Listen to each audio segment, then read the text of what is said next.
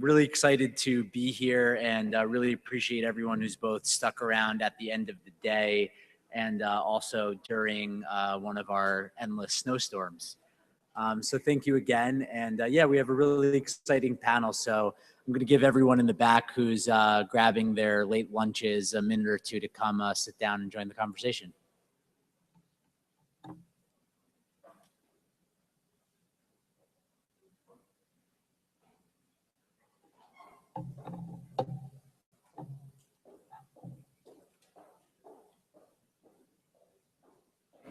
These are loud hills.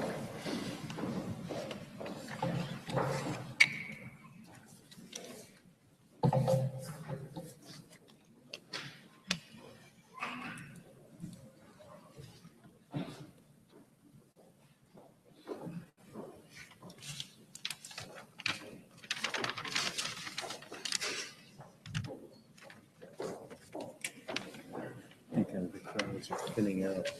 Great. So I think we're going to get started just to respect everyone's time. But thank you again for sticking around today. My name is Natan Edelsberg, and if anyone can't hear me, it's hard to get a sense of how well the mic is working. Just let me know, and I will project more. I'm being told a little bit louder. So my name is Natan. I work at this company called Sawhorse Media. We run these really two cool products. One is called the Shorty Awards. It honors the best people and organizations on social media. We also have another site for journalists and media professionals called Muckrack. And I also write a lot about the television industry. So I'm very excited to come here and moderate this amazing panel on kind of how broadcasting is going beyond borders and changing. So I'm not going to do a lot of talking myself, but I will make sure we speed things along and have a fun conversation. And just to get started, I'm quickly going to ask each of our panelists, just to keep it easy at first, we'll go starting with you, Tom, all the way down to you, Heidi. Quickly introduce yourselves, tell us who you are, and very briefly kind of what you do and what your company is. Tom Lucas, and I'm a co-founder of Zive TV, which we're calling the first general interest internet-based documentary network. And we actually already have perhaps the largest single collection of long-form, high-quality documentary content. And we play in the US market, and we're on a variety of platforms, and we're growing all the time. Thank you. Nathan. Sure. Nathan Coyle, part of the executive team and head of business development at Refinery 29. Refinery 29 is a media company, digitally native, servicing a young adult female audience, millennial women, across all of the things that matter to her through editorial, video, social, and beyond. Thank you. Hi, I'm Jeffrey Thompson, and the same. I am the head of market development for a company called Parrot Analytics. It's a predictive analytics company that actually is the first company in the world to release a cross-platform demand measurement system for content to explore what that content will do in markets where it has not previously been released. Real-time, pretty exciting product. My background is I came out of Disney ABC, about 10 years in strategy alliances. I launched this little technology called Blu-ray Disc with a team of really great people. And that was prior to what we see as this real great digital revolution. I think that we are all on this panel because of disruption, and it's leading to opportunities that represent Little Parrot Analytics, but all the companies that are up here today. Thank you. My name is Alan Hoff. I'm listed as Malcolm Caselli in your program. I'm here substituting. Malcolm is the former CEO of Timeline Labs, which is a company that SeaChange recently acquired. SeaChange is a 20-year-old company, 20-plus, publicly traded. We do video-on-demand systems, VOD infrastructure, et cetera. So for any customers who have Cablevision or RCN in the room here, we do all those video-on-demand back office systems, as well as ad insertion systems to monetize that content and also linear content.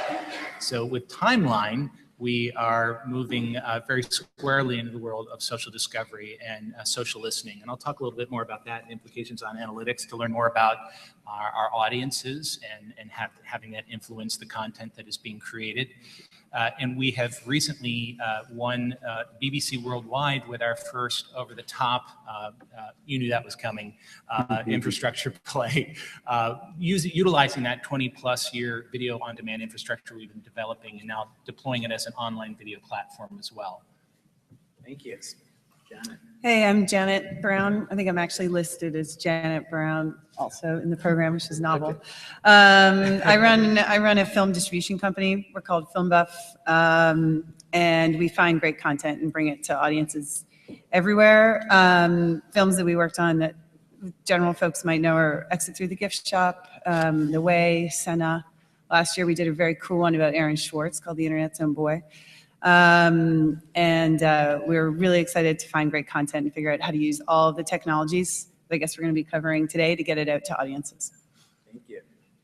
And I'm Heidi Lehman. I am one of 3 co-founders of SWSI Media, which is Smart Women, Smart Ideas. I also think I'm listed as Heidi Lehman in your program. We are combining original programming with crowdfunding and commerce to launch new consumer brands in the categories of fitness, fashion, and food, all founded by women. We just launched our first show actually this fall. It was called Queen Bee, and it was a co-production with Aura TV, and it did well enough that we're on to season 2. Great, thank you. And yeah, Heidi, my first question was for you actually. It's a good segue. Now that you're kind of coming off the first success, what are the plans for the future, and how is this type of content you're developing different than you might have developed it for a traditional TV broadcaster? Yeah, so we partnered with Aura TV, and they are an online digital TV network. It's actually a collaboration between Larry King and Carlos Slim. And just to give you a little bit of our journey, my 2 co-founders and I kind of had this thesis that if you could combine the broad exposure of reality television with crowdfunding and bring crowdfunding to more of a mass audience, that you could get some great new consumer brands into the market. So we crowdfunded ourselves just to see if we could get some basic interest in our concept, and ended up raising about $27,000 in a month on a crowdfunding platform called Plum Alley. And then we had E-Trade come in, they were very interested in our concept. They came in as a sponsor, but then we just weren't sure. None of us really had a background in television or video production. So who should be our partner? A lot of people. We were pretty sure we wanted to be online, but we spoke with regular television. We spoke with just independent online producers. And then we met Aura TV, and they were very personality driven. And our content, we felt, to be very personality driven as well. So they ended up being our partner. But I think just digital in general, it tends to have the opportunity just to have a broader audience. So we weren't just on Aura TV. They also produced for, again, Larry King and William Shatner and a bunch of other personalities who we got extended distribution for. But we were able to distribute on Bustle, which is a growing women's site, on Torrential, which is a mobile video network, which was really helpful. And then just the social media, the social shareability for what we were doing gave our show just a lot more exposure as we went. I mean, we were really able to build a lot of buzz for it. And I think the third piece really is the crowdfunding. So a big piece of our format was sort of bringing that Oprah-like enthusiasm for new products. As you can recall, Sarah Blakely would go on Oprah and all of a sudden she's a household name, right? Or Tory Burch would go on Oprah and all of a sudden she's a household name. So our audience were mostly women, but we wanted to give them the opportunity to back some of the contestants in the show. And so being online just fed very nicely into that interactivity. So that was why Aura was our partner. I appreciate it. And similarly, Tom, I know Zive TV is also kind of distributing content in a new kind of way. Can you tell us what you guys are doing with documentaries and how it's kind of broadcasting in a different way? Yeah, so, documentary production and distribution is a global business. And distributors and content makers all try to take global context. They try to produce programs that work globally, and they sell globally, and they're financed globally as well. In the last 10 years or so, though, that has changed because a lot of the networks here, all of them, have really shifted toward more formatted shows or unscripted shows, and aimed directly at the U.S. market. So a lot of the world's documentary makers are cut out of the equation. So we're coming in and we're trying to change that equation by letting them back in. So through the technologies that we're accessing, we are bringing global content into the U.S. market. And we're doing well, and one sign of that is that we have just about all of the major international distributors of documentary content working with us. So now they can get into this market on their own, but it's easy to fail. It's easy to get lost in the shuffle. You put it out there and suddenly it disappears because there's a lot of content. So what we do is we program, we promote, and we position the shows so that they'll do well. And we come from being documentary filmmakers ourselves and still do. So we're only looking for high quality experiences. We don't like to see things fail. It's kind of visceral. It doesn't work for us. So we're bringing in content that we believe we can work with and that is high quality. And we've been able to generate revenue that's pretty healthy. And in some cases, not every case, but in some cases is starting to rival what these content makers could make if they sold directly to the networks these days. Their prices have kind of come down and our revenues are going up. So that's what we're doing. Thank you. And yeah, in a similar capacity, Nathan, I know with Refinery 29, you guys are doing a really amazing job kind of innovating the way that editorial content is monetized and bringing brands in there a bit. Can you both talk a little bit about how that innovation has happened at Refinery, and then maybe a little bit how you can kind of use that advice to both new and older school broadcasters? For us, connection and content and audience come first, and then what we believe is then the money will follow. And we've been able to prove that out with 100% year-over-year growth in top-line revenue for the last 5 years.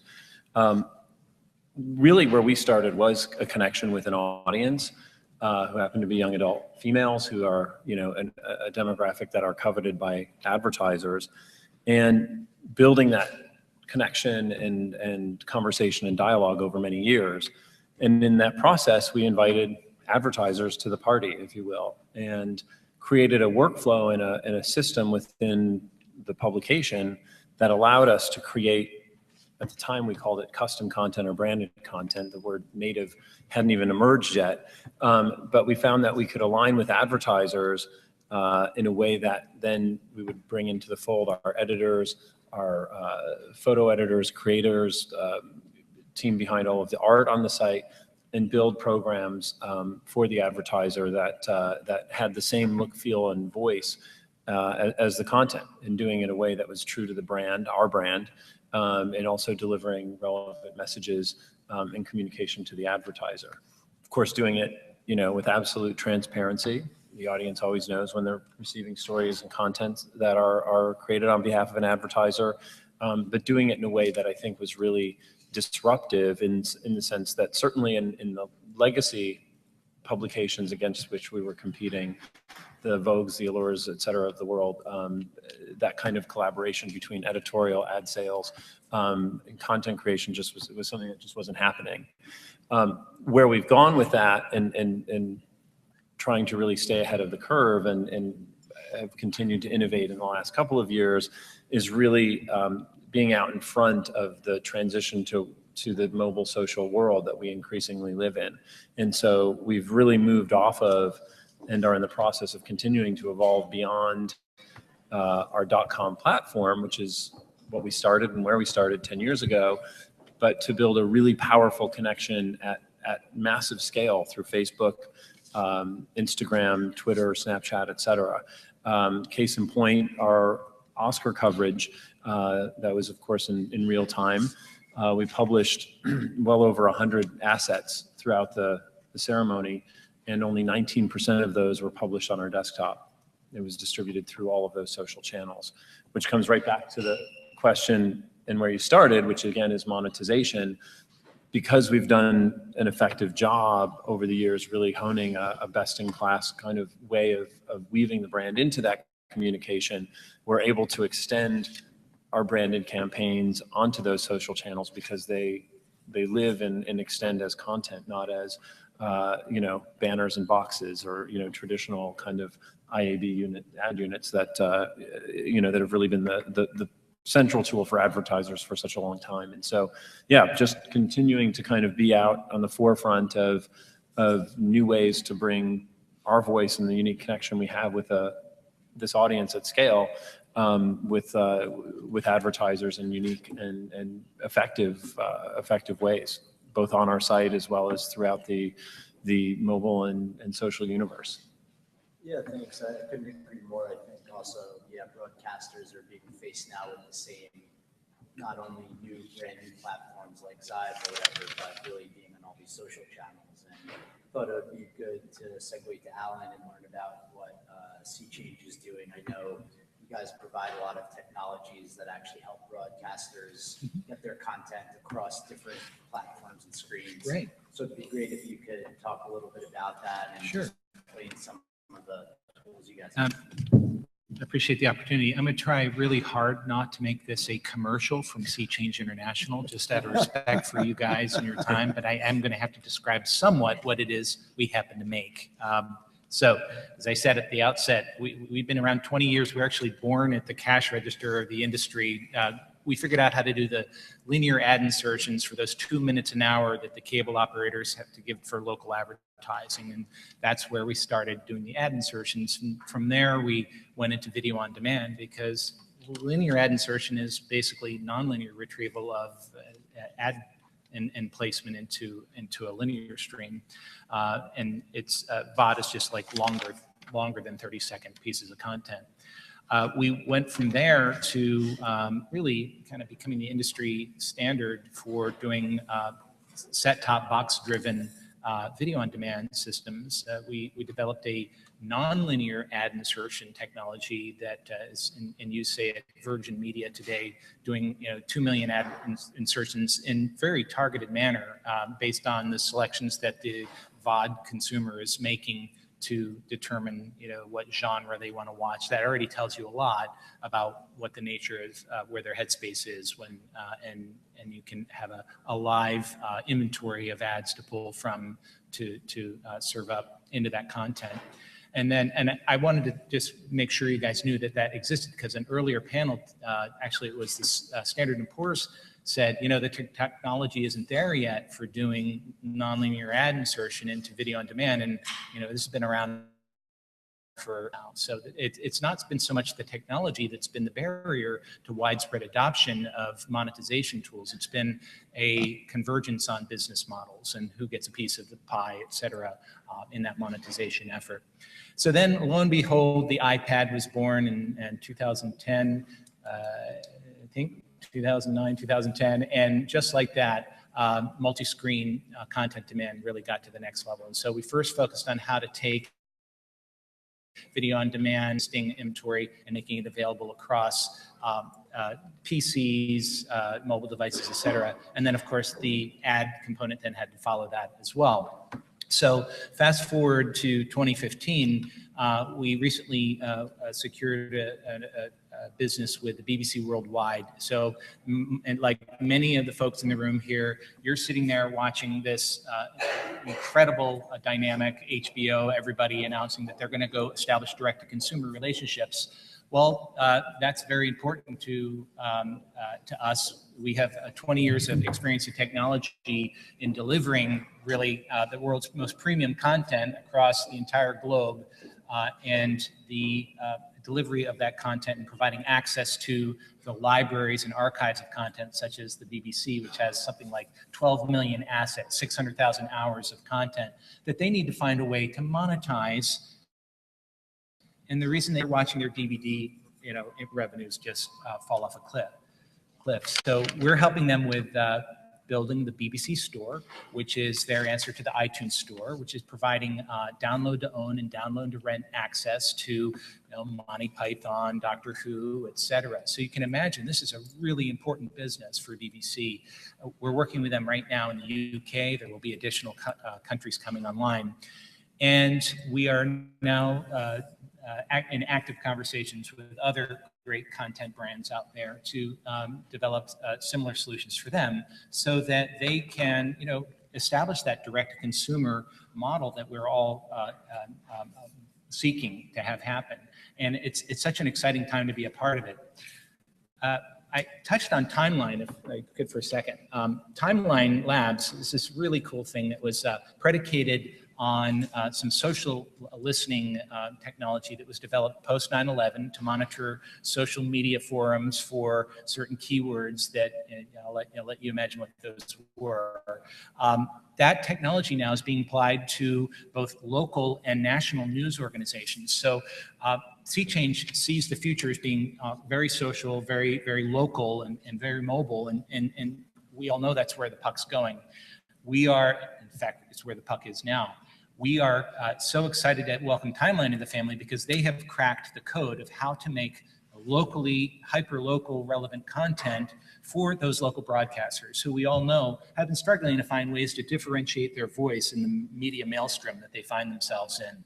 So what we do through Sea Change Timeline is we allow the local broadcasters to create these geo-fences in their areas to listen to possible breaking news stories that are emerging so that they can go and make a decision whether they want to roll a van and send a crew to cover it, or alternatively, to actually use that social media content as the content itself that can be displayed in a broadcast graphic quality manner to a flat panel display with a newsreader in front, for example.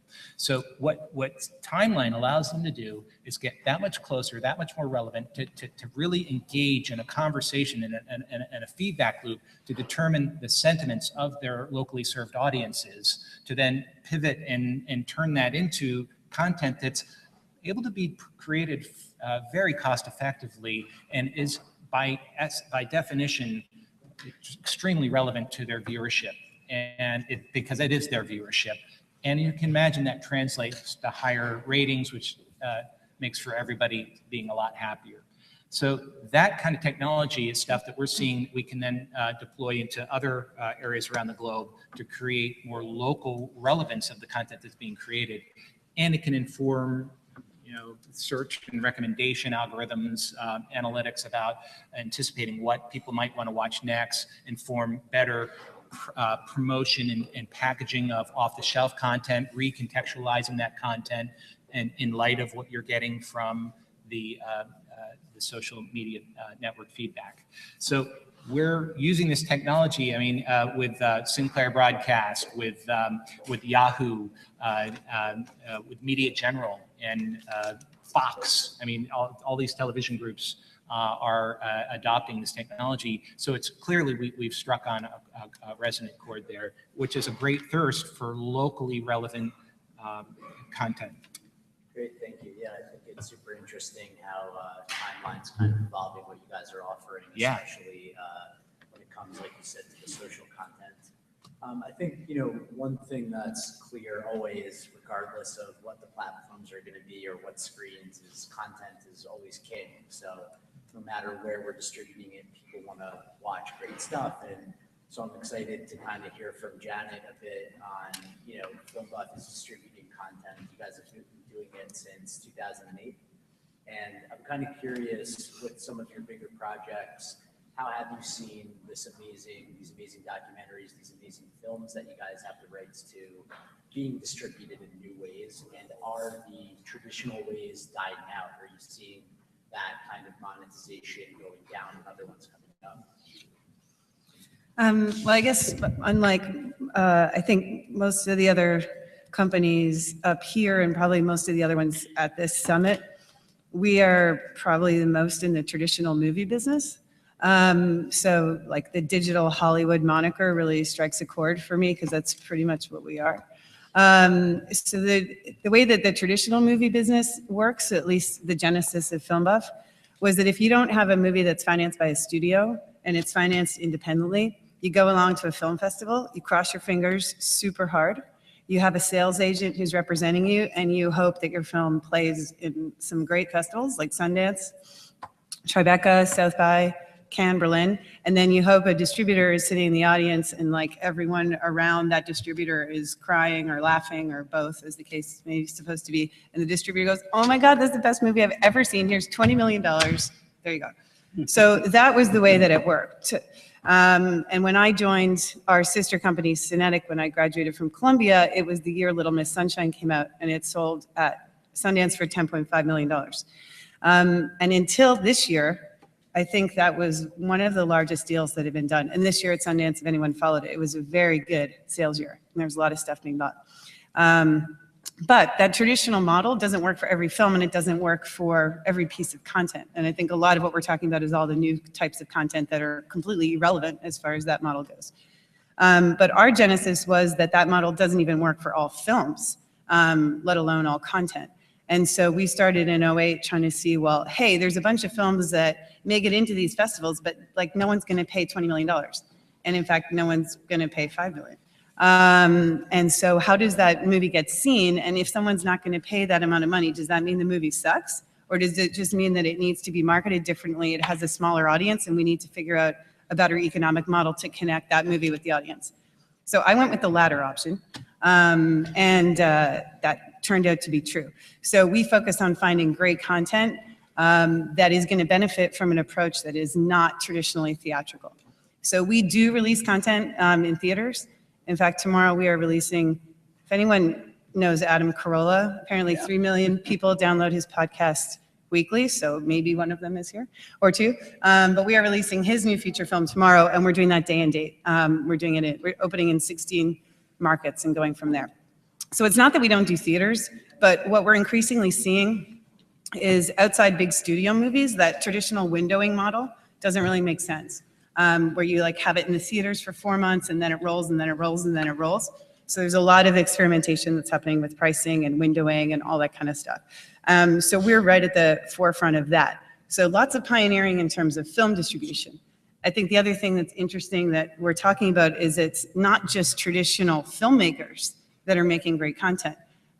It's brands are making great content, and artists or celebrities or YouTubers or anyone else that may have their own fan base is completely eligible to be making great content. And I think that's what's really exciting about what I would call kind of phase 2 of digital distribution. Phase 1 being like traditional movies going to iTunes. Like that's great and that's exciting, but we're kind of coming to the end of like that phase, and that's now pretty standard and we all know what that means. And I think what we're going to be seeing now is non-traditional content creators coming in and all sorts of new places becoming homes for content, some of which are here. Very cool.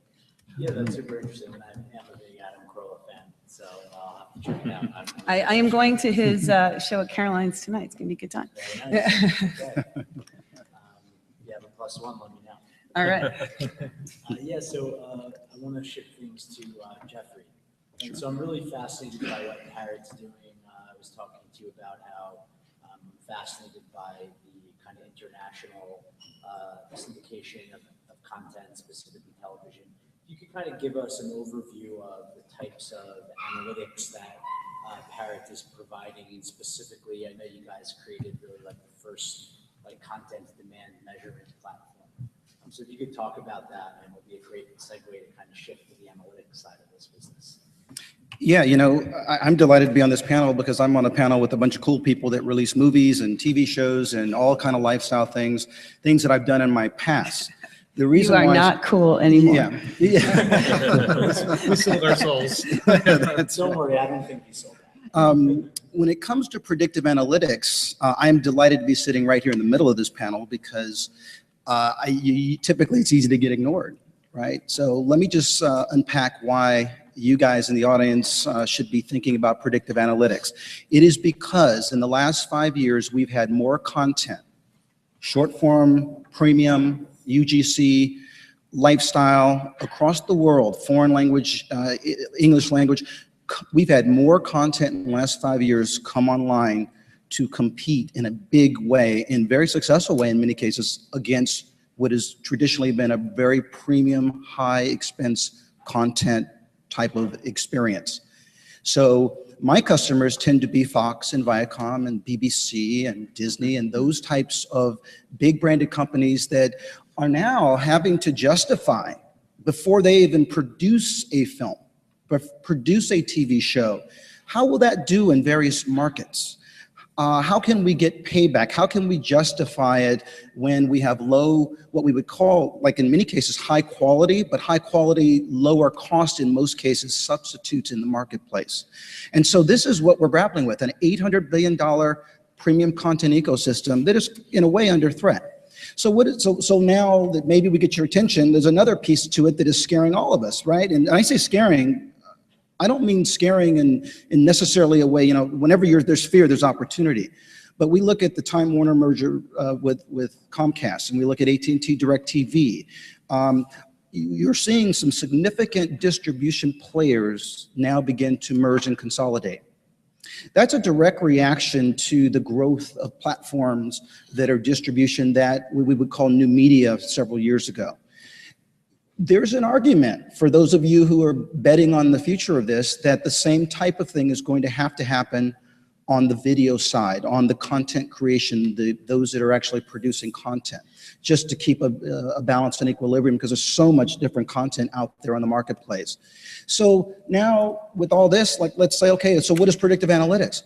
What we do, because of what a company like Parrot does, because there's so much pressure on content to deliver, we actually comb about 25% of the internet across the world. We're owned, our investors include the head of MIT's Media Lab, include a guy named Peter Jackson from Pukeko Pictures, who you guys know who that is quite well. We have a bunch of great scientists in New Zealand that represent and are just great data scientists. And what we've done is we collect a lot of data across the world. Then what we do is we add a predictive layer on top of that to predict the future of particular types of content. Sometimes that content are shows like, make it up, Orange is the New Black, where it's been released in the US, but it hasn't been released in other parts of the world. Well, guess what? Lionsgate is very interested in whether, you know, what that marketplace, what will happen with a property like that when it's released, before it ever gets released. We do those measurements. This was not possible 5 years ago. So I don't want to get too detailed, but the thought process is, with pressure on content, the margins get tighter. You need every insight to drive your business model, right? We get hired by sellers of content that are saying, okay, we are Orange is the New Black, and we want to represent, we want to figure out how to make money on that content around the world. What do we look like in Germany? What do we look like in France? What do we look like in Africa? What do we look like in Singapore?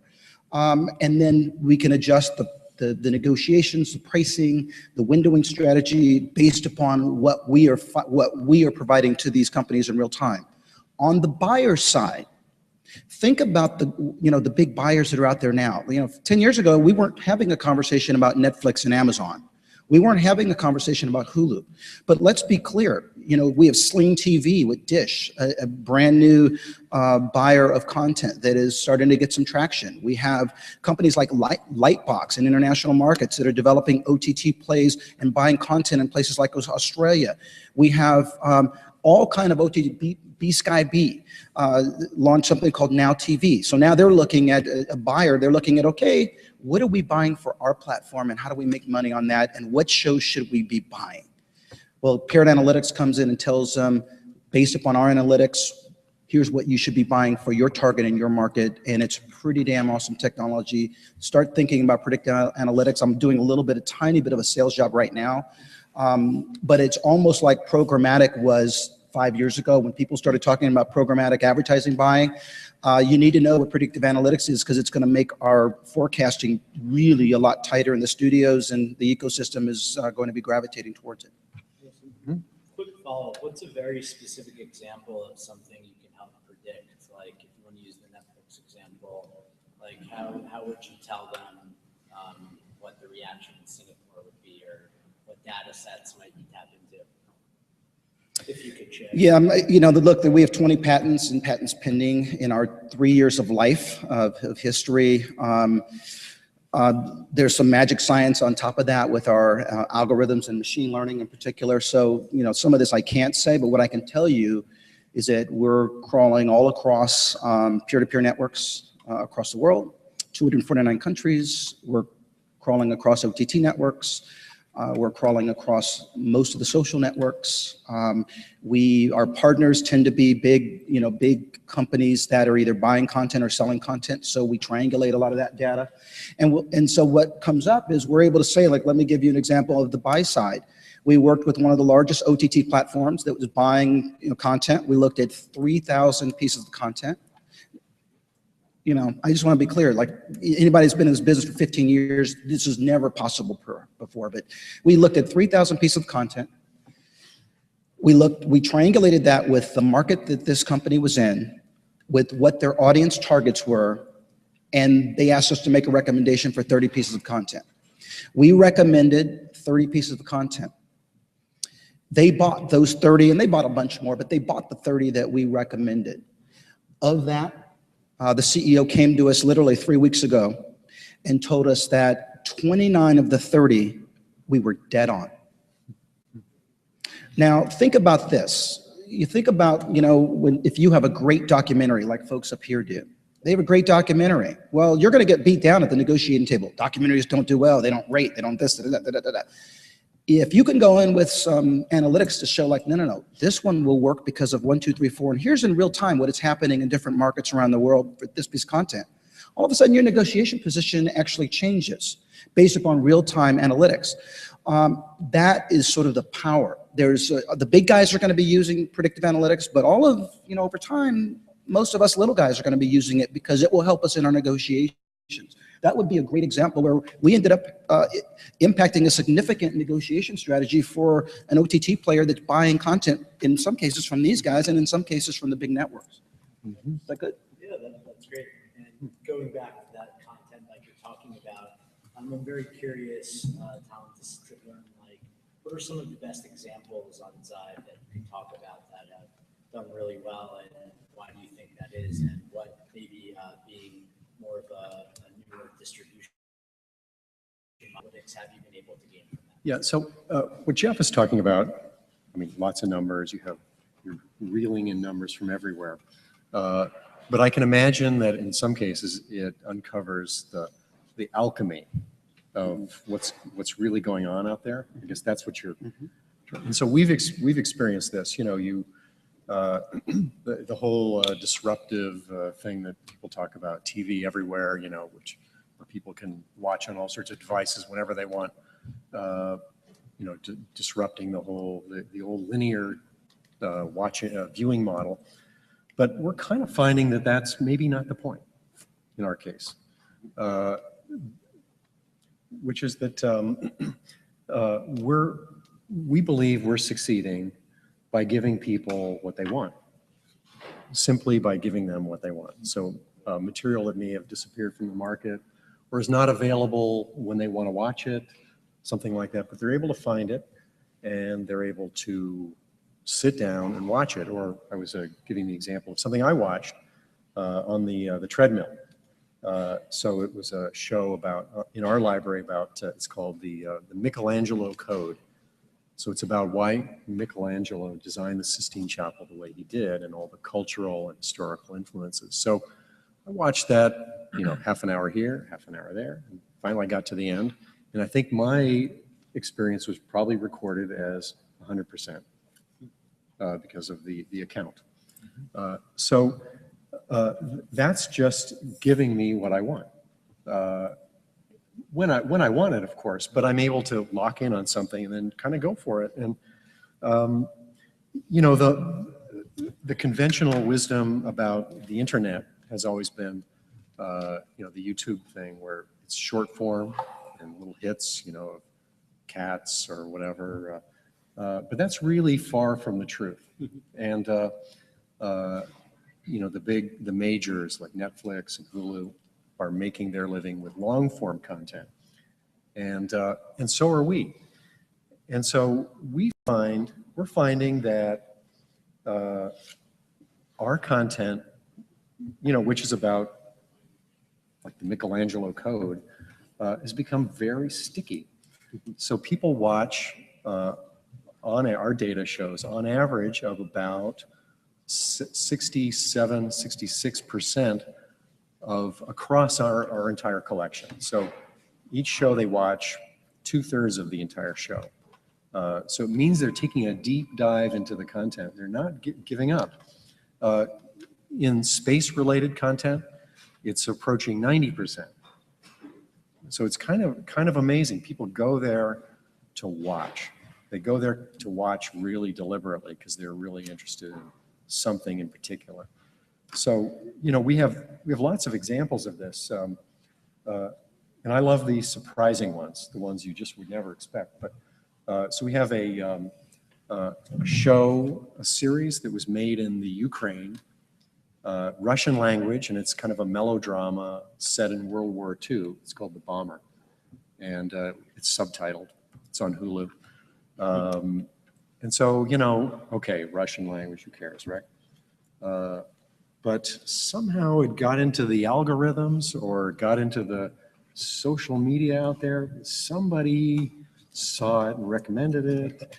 And then this show, tends to go like, and last year we were sitting at Hulu and they gave us a presentation and they showed us that the first episode of that series was our second most watched episode of everything.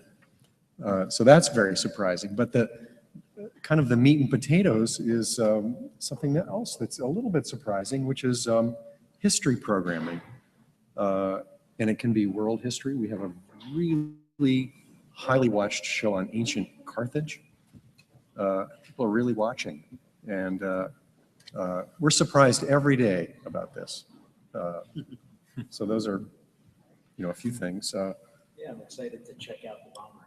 So, The Bomber, yeah, I think noticed specifically about Hulu, there's tons of great foreign language content in general. Well, we don't have very much foreign language content. We have a little bit. Mostly it's English language, and it's important topics. We curate. We don't just get anything to throw it against the wall. We get things that seem inherently interesting and that are high quality. There's a lot of production in England. A lot of very ambitious production, and they're kind of cut out a little bit, but we're trying to bring them back. If I could jump in, I think one of the themes that's really exciting, and it's what you're speaking to, Janet, and talking to a lot of my friends about the level of activity at Sundance this year. And I think a theme on the panel is that with digital distribution and now that broadband has fully, truly arrived. I mean, it's been here for a couple of years, but then on top of that availability of broadband, legitimate businesses being built with infrastructure like Netflix, Hulu, et cetera, some of the businesses that are here, the long tail, which everyone's been talking about, for quite some time now, is actually a legitimate audience that can be discovered. And so it's allowing great content, and whether it's films, television series, et cetera, to find its audience in a way that forming the audience. Yeah, forming the audience, finding the audience in a way that the old world of distribution just couldn't possibly accommodate. And that's exciting because it creates opportunity for new and more voices to tell more varied and distinguished and relevant stories that maybe aren't going to sell $100 million worth of tickets at a, opening weekend, but are going to delight an audience around the globe around the particular topic. Can I throw one more thing in? Yeah, go ahead. Just what we think is really happening out there, and I think you do this really well, and that's coming into the world with a kind of a viewpoint, and that audiences can start to sense and to play into, to latch onto, and to be surprised by, and to explore, and so forth. So it's the unique viewpoint associated with a brand or a series, something like that.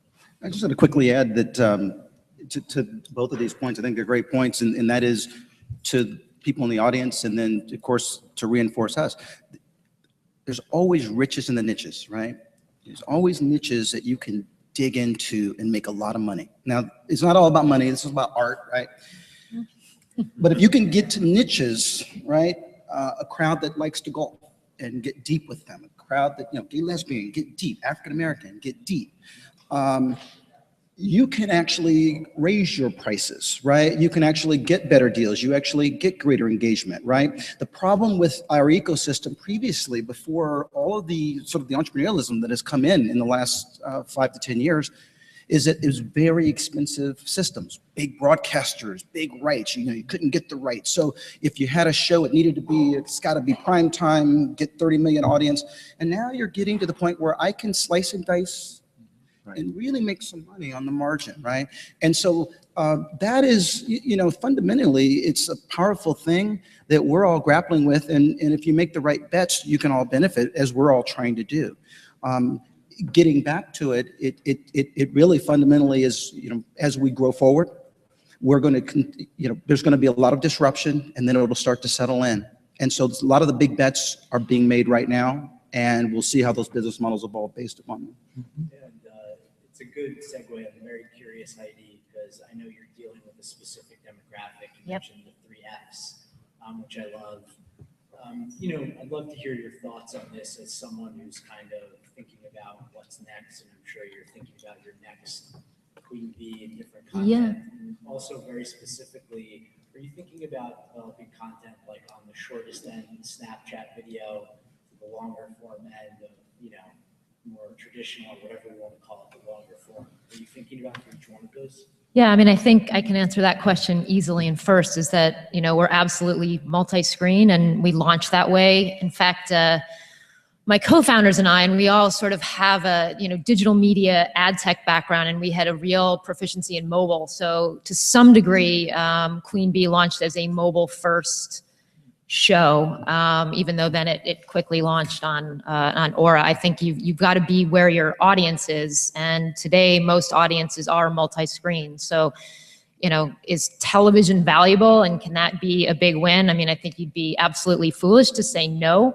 That said, I think a lot of the interactivity, a lot of the millennials, and a lot of the audience that we're dealing with, which are not just millennials, but entrepreneurs, tend to be multi-platform, tend to be very socially active. So, I mean, I think for us, we're trying to not just build a unique format, but we're also hoping to disrupt seed capital a little bit.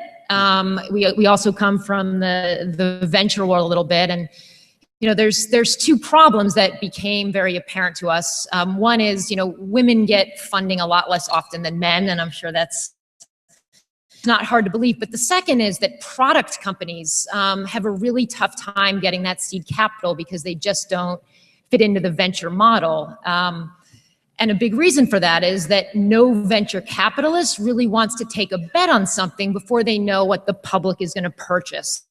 And so a lot of brands that could be really big, that could be the next big thing, just don't raise the capital that they need to get there. And one of the big reasons for that is exposure. So I'd been doing some work for Bravo TV and had watched Bethany Frankel build Skinny Girl Margarita in the context of the New York Housewives into this $100 million sale within 2 seasons. She also worked social media like a dog. And then you look at QVC, obviously that's a great way to get mass exposure for a product, or Shark Tank, but it's very clear that if you have access to a multi-screen platform with a global audience, you can get exposure for a new product. So then if you look at crowdfunding, now crowdfunding can actually be a great way to raise that early capital that you need for a product company. So if you're a fashion brand or a beverage company, you can raise your first $25,000, $100,000, even $1 million on crowdfunding. The problem is that if you don't have a big network, then your crowdfunding campaign is not going to be successful. So that was sort of our big idea, was to put those two things together, and then you could in fact launch some new brands and get the customers who are actually going to be the purchasers of your product to say, yes, this is good, and I will back this company. So just quickly before I talk about the future, just to give a little more light to Queen Bee, the format there was kind of Shark Tank meets The Apprentice. So we had 3 judges. We had 1 host, Tanya Lewis-Lee, who was Spike Lee's wife, and she was absolutely fabulous. Our judges were Julie Rame, who was the former SVP of Walmart, Divya Gugnani, who sold Send the Trend to QVC, and then Lawrence Lenehan, who is one of the managing partners of First Mark Capital, and they tend to back some product businesses. And then we had a scarf maker, a belt maker, and a cake maker. And they were all sort of at that stage where they were too small to be big and too big to be small. Maybe they had their, their first distribution deal, but they really needed that capital to get to the next level. And we had a series of challenges. And at the end, the interesting thing was that the belt maker actually ended up winning, meaning she got the judge's vote, and I think she won like $5,000. The format was short, so it was 4 webisodes, 8 minutes each. But the audience, and they put about $25,000 into it, actually liked somebody else. So they liked the scarf maker. And she ended up raising more capital than the belt maker. So that was very interesting, and it was a great proof of concept. We got, actually for a new show, we did very well. We had about, I think, 5.2 million uniques on the show, and this was just 4 little webisodes, 92 million press impressions, got a lot of press out of it. So that was sort of our proof of concept. So next steps for us on the Queen Bee front, we've got Queen Bee 2. We have a pretty big syndication deal. We're talking for that. We're also launching a casting platform. So we're rolling out a variety of shows. We've got 6 new ones in development, and then many others that are kind of at a high concept stage. But they're all that formula, not necessarily Shark Tank or The Apprentice, but some sort of reality programming with a crowdfunding or a commerce piece to it. But what the casting platform is going to enable is entrepreneurs who are founders of food, fashion, or fitness companies to talk about their business, what it is, why they should be on one of our shows, and then the audience, in some cases, can actually crowdsource. We want to see this person and this product in your programming. So it's kind of that first social proof that this is someone who has an engaging personality and their product is one that we might want to purchase or we think is going to be successful. So we're hoping this is going to democratize to some degree, just venture capital, seed capital, and create some really compelling and entertaining original programming. So future, I guess the 3 things are Queen Bee 2. We've also got a Queen Bee Detroit, which is going to be multicultural and kind of bring that city back. We've got something that's emerging food product entrepreneurs that's called Lady Food Trucker, Feed Me Lady Food Truckers, and it's a food product competition, one with a young fashion designer, a few others we can't talk about. But we're continuing our partnership with Aura, which is great. And if anybody brought their checkbook, we're also fundraising. So we're out to raise $1.5 million. That's real-time crowdfunding. There we go. Yeah, we may have to do that again. So. And Janet, similarly, curious, is FilmBuff looking to newer platforms to find content? Or, like, for example, are you looking to YouTube celebrities and popular YouTube channels to see where there might be the next exit through the gift shop? And if so, how? And how else are you finding good content? Friends, cocktail parties, babysitters, cousins who made a film. Digital Hollywood. Digital Hollywood. Yeah, as soon as you do distribution, everyone knows someone who has a film, which is great. So that's exciting. So we're really aggressive on just looking everywhere for films. I think traditionally people go to film festivals and that's where it starts, but that's only one prong of where we look. We do talk to brands and agencies a lot because increasingly brands are, and I think the panel before this was talking about it, brands are making content, not just short form, but longer form content. And the kind of premium entertainment platform distribution we do is a really fantastic home for long form content, regardless of who funded it. Whether it was someone's dad, someone's uncle, someone's dentist, or a brand, it doesn't matter. If the content is great, we're firm believers in connecting that content with an audience. So we really look absolutely everywhere. YouTubers, of course, but YouTubers, so far, I mean, last year there was a huge success story with Camp Dakota. And what those guys did, I think it's been referenced, over-referenced, and over-referenced. And I'm not sure it was so easy to do and how replicable it is, but it definitely, a lot of YouTubers do have it in them to make longer form content. And so that's absolutely something we're super interested in. But I think from our perspective, we built the company to be creator focused. So I don't really care who the creator is at all. But I think what we want to do is make sure that we're providing a suite of services that are right for the creator. And I think we were supposed to talk a bit about analytics, and I don't think Jeff was supposed to be the only one, so I'll jump in on that. But what we did from the beginning is set up the company to be completely transparent. So the model I talked about before, like the Sundance buying model, usually the filmmaker just takes that money and runs.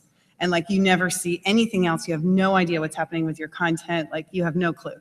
And we constructed the company completely differently. We tell you everything. We like involve our filmmakers in the budgeting process and agree like line item by line item what we're spending money on. If you want to be hands-off, that's great. But a lot of people who have content that lends itself to what we do are very hands-on. I mean, you spent this whole time making your content. It's not like you're going to be like, here's my baby, like, I'll, see ya. They like definitely want to be involved. And we set up a dashboard where we just show all of the information. I think the great thing about digital, as opposed to say DVD and theatrical, is it's so measurable and it's so quick. Like I know already Adam's film is like a record breaker for us in terms of pre-orders on iTunes. And I know exactly how many people pre-ordered it yesterday. I know how that linked to the press that we had yesterday. He was on AOL Build today, and I know how many people 2 hours after the AOL Build show went and pre-ordered on iTunes. Hey, we're tracking all that. So thank you, I like Barrett. the And we're taking it, using it, and giving it back to the creator. So it's like this really tight circle. So we're able to say to like Adam and his team, like, here's what's happening already, and show like exactly this is how many people who are going to buy the film on Xbox on Tuesday in France, and like really give that data back, which is something we pride ourselves on. As well as paying people on time, which is a super novel concept in the film industry. But these kind of things were just really collaborative and really work together. And I think that kind of model is the only model you can have when you're trying to work with content creators in this space, because it's like everyone who has the content either has a goal of making the most money or having the greatest awareness possible or getting to market fast, or it's some combination of those three. And usually when we're working with a brand, they want awareness. So it's like, get me everywhere, even if it's like not economically so smart to do a theatrical. I want to be in theaters. Okay, fine. Or if it's an independent filmmaker, usually they want to make money. So we're working with them to say like, this is going to be the right strategies that's going to make you the most money, and this is why. So I think this role that we perform, it's like, how can you possibly as a content creator look at every single option there is, like every single platform around the world to put your content, to get it there. Like we actually get the movie onto iTunes. It's harder than you would think. All that metadata, art, so it's like total painful horribleness behind the scenes. Just so you can go onto iTunes and press play, it takes us 6 weeks. And get that QA. up. And QA. And QA, Hard and like they'll process. kick it back. It's like this horrible process. So on demand is really great from the consumer perspective. From the distributor, there's like nothing on demand about it. It is very long. But like I always tell my mother, who still has no clue what I do, I'm like, Mom, just tell your friends, like, Netflix? She's like, yeah. Did you ever wonder how the movie got to Netflix? No. Okay, but if you did, that's what we do. She's like, okay, got it, okay. But that's the kind of thing, and it's like finding the right homes for content and making people as much money as possible and negotiating with all of those platforms the best deals for their content. So I think the complexity we're talking about is just going to make that so much more fun. Yeah, and I'm glad you mentioned Netflix. One of the questions, and I want to kind of, as we wrap up and leave some time for questions from our lovely audience, I'm curious, right after House of Cards first got popular on Netflix, Kevin Spacey famously gave this talk at, it was like the Edinburgh Festival, if anyone remembers it, where he talked about a future where there's going to be no distinction between film or television or Snapchat videos, or has anyone heard of Meerkat yet? Okay, well, everyone check it out. It's the new Snapchat. Millennial. I'm kind of curious to hear from each of you, and in the interest of time, if everyone can kind of concisely give us their thoughts. Do you think that it is going to be a future where there just won't be a distinction between the size or length or what we call this type of content? It's just going to be great content distributed in all different shapes and forms. So yeah, Tom. Yeah, and one thing that sends in that direction is that televisions are getting bigger and they're getting higher resolution. So we read today that one projection about 4K television sales by the year 2020 was going to be like half the American families will have a 4K television. So the distinction between a theatrical feature in a theater and what you can see in your home is starting to compress, squish a little bit. And you can now shoot 4K, 5K relatively cheaply too. Yeah, it's a very good example. So, we do full dome shows too, these giant screen things, and exploring now ways to get these into VR environments. So, Perfect. Yeah, Ethan, do you have any thoughts on that? Yeah, I think the question of formats and how that's evolving in the context of digital is really fascinating.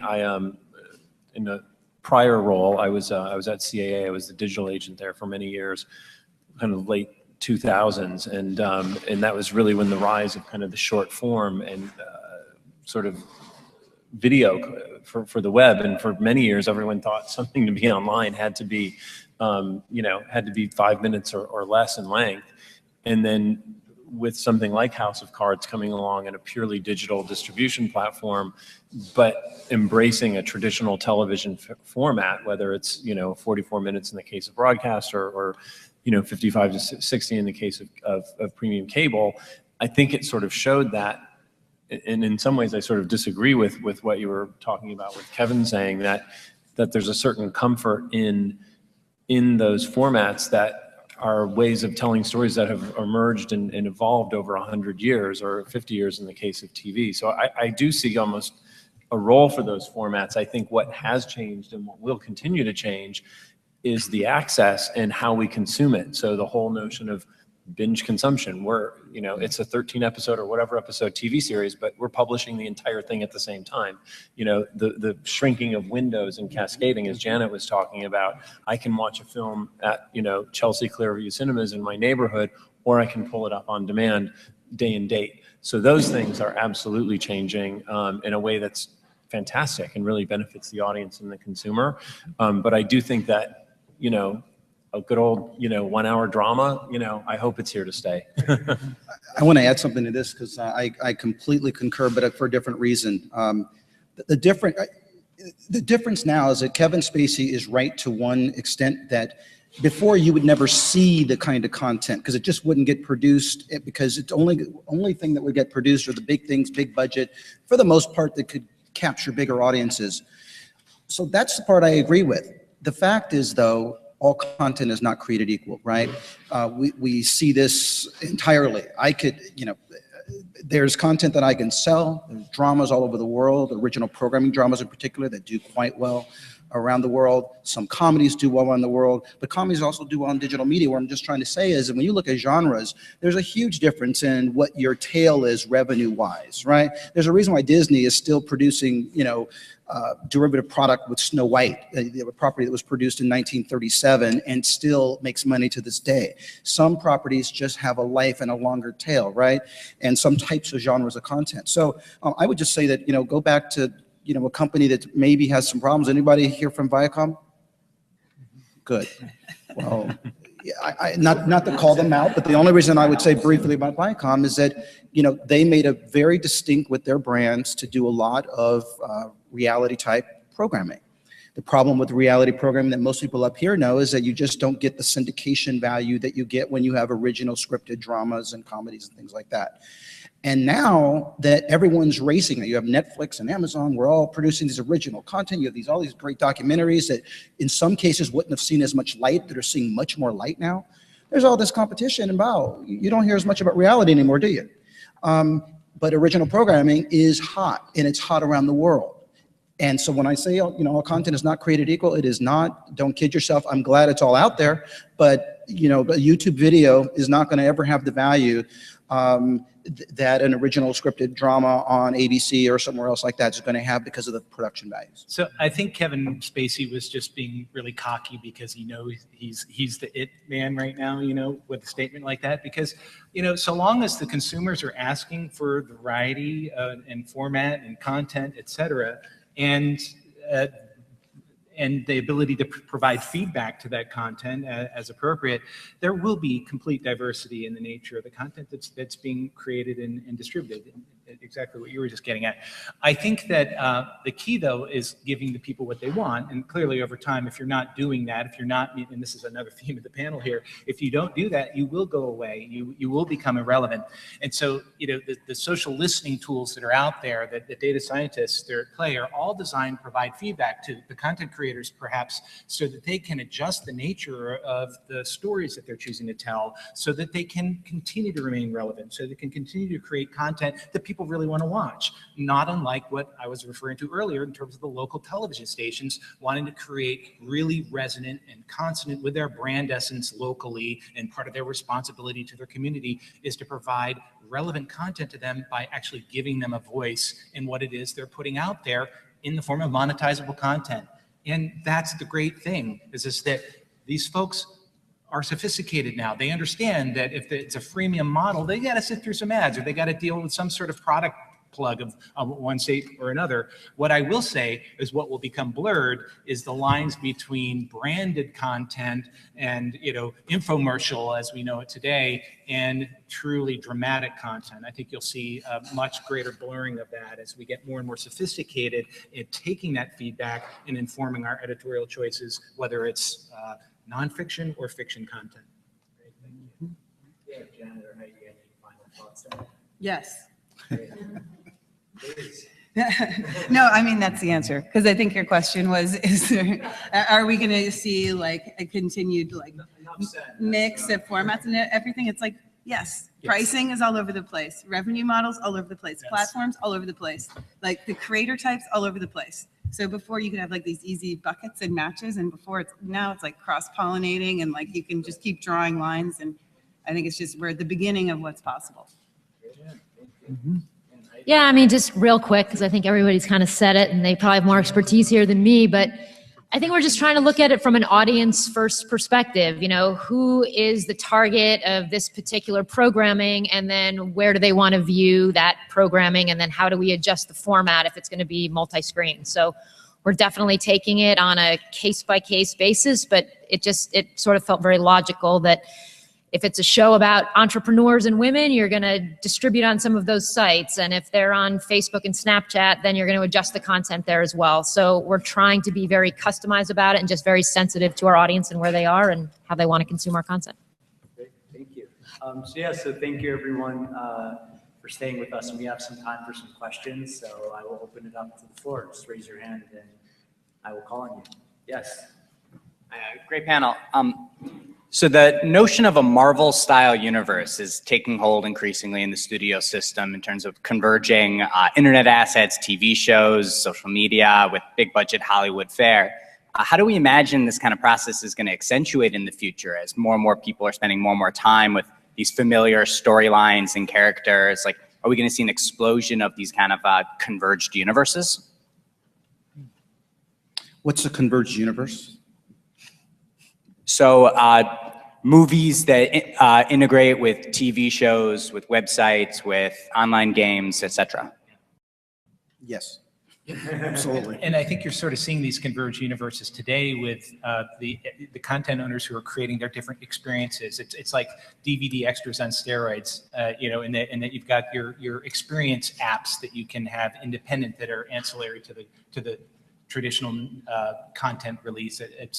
It's all because of where we are technology-wise. It's no longer the filmmakers just going to find a distributor and they're going to release it to the world and that's it. And I've done my work is done here. The pronouncement age model is going away. There needs to be an element of interactivity and feedback. And the way that you're seeing some synthesis going on is that through the multiple devices, I have the ability to do engagement with these guys in a way that I never had before. Oh, and by the way, I can also get better measurement that I can feed back to my advertisers to show and demonstrate how much engagement they've had. So you're seeing, the blurring the lines in that regard already, I'd say. You're seeing every studio do what Disney's, started with the Kid franchise, right? You're starting to see that they have to do that because you have to make your money on merchandise. You got to make it around the world. You have to, that content, it has to be short form, long long-term. You have to have your social strategy. It all has to correlate. Now, that said, that's a certain type of franchise. And so what will happen is, every franchise is not going to be created equal, because you have to be able to invest enough to where, okay, you want a doll, you want some toys, and you want some other things, right? Even if it's adult things, you want to figure out where those tails are. I was just going to say, like, probably the difference that a lot of the other worlds will play, like with Disney buying Maker and Time Warner Brothers investing in Machinima, and AT&T investing in Fullscreen. Like, these are formal companies, and they're going into these, YouTube platform companies. Well, there's an argument that what they're doing is they're incubating, right? They're building these new audiences, these really great younger content creators, these platforms, and they're going to incubate them through. Like Sling TV has Disney Channel, it has ESPN, it has ABC Family, but guess what? It also has Maker all of a sudden. And Maker has this prime position that they would have never dreamed of having just 3 years ago. I just say we're going to be in the Wild West for a while. It's going to be fun to watch, but I will tell you, bad plug, but I'll tell you, it's also why predictive analytics will become more important, because you need to know before your competitor knows what your property will do. You also will need to know what to invest and not invest in. You also will know, when does the 30th vampire show, when does that 30th vampire show grow all the vampire shows, or when does it kill the format? Predictive analytics does this. We have the 20th Judge Show. We're good in Hollywood. We're really creative, but we also follow a lot, right? And we kill genres sometimes. Well, predictive analytics will help you figure that out before you invest and spend 3 years on something that will flop, the 4th Vietnam movie, right? Sometimes it's a hit, and other times it's like, okay, we're sick of this. Platoon took it all. I'm enough said, but thought process is right. So tell us, what do the analytics say? Have we hit the 30th vampire? Has it happened? Come see me, and I have something for you. Not to digress too much, but there is an amazing vampire mockumentary with Jermaine Clement, the guy from Flight of Conchords, called What We Do in the Shadows. So I'm not involved with it, but just saying vampires are still alive. There's another question. Yes, right here. Sorry. One of the things that I think is relevant here is maybe you're talking about predictive. Well, what about going backwards? I mean, one of the big changes with movie theaters and the film distribution world is the way they're changing the use of theaters with Fathom events and other things. So I'm envisioning a future where we might have serials being shown in the theaters again, and that becomes a thing like that you like some vampire series, so you go back, or maybe the toys are being generated right there. You use a Maker machine. Who knows? I want to hear some ideas on how we can use the live experience. Festivals, of course, have changed. Now Sundance is threatening to change its name to the Sundance Festival because it's showing television. So what's going to happen in terms of like the live experience in relation to all this? Instead of the other way, everything migrating digitally, what about digitally migrating to live? Yeah, I mean, we see theatrical as really just a way to galvanize interest groups. And so, like, with the Adam Carolla thing, he had because he had done crowdfunding, he actually had commitments to do a show in a number of markets, and we knew from his knowledge of his fan base which markets he was big in. So we actually built the theatrical strategy off of his crowdfunding commitments and off of where his fan base was. This movie called Road Hard, the Adam Carolla one we're doing tomorrow. A different example, very, very different example, and Adam, I'm sure he would appreciate this. Another movie, which was an abortion documentary called Vessel that we released in January. We did also a theatrical strategy, but it was like around states where, depending on communities where they had anti-abortion laws in place, or there were very strong feelings about abortion clinics, we actually put the theatrical there in order to have people who had like passionate views about the issue have somewhere to come and talk about it and get onto social media and start like some activity coming. So there's a number of different companies in this space, like Tug and Gather and FilmSprout and a bunch of these ones that are like more community galvanizers than like traditional theatrical distribution. And for our movies, that's how we do it. I think for the studio movies, and like if you're building something off a comic book character, those guys should hold on to traditional windows for as long as possible because it works. And they're spending enough, not only to make the content, but to market it, that there's enough awareness that it'll carry for 6 months. In ours, it's like awareness of the issue. Let's have some big issue. It's maybe like a 3-week cycle, and then we move on. So it's a very different distribution model for that kind of thing and a very different use of theaters. I'm very worried about exhibitors, because whenever, you look at just wherever, a movie theater is in your city, a lot of times it's high real estate value, and increasingly it's harder to get audiences there. So I think that what will happen is naturally you'll start to see more destination type experiences. I'm very familiar with Fathom.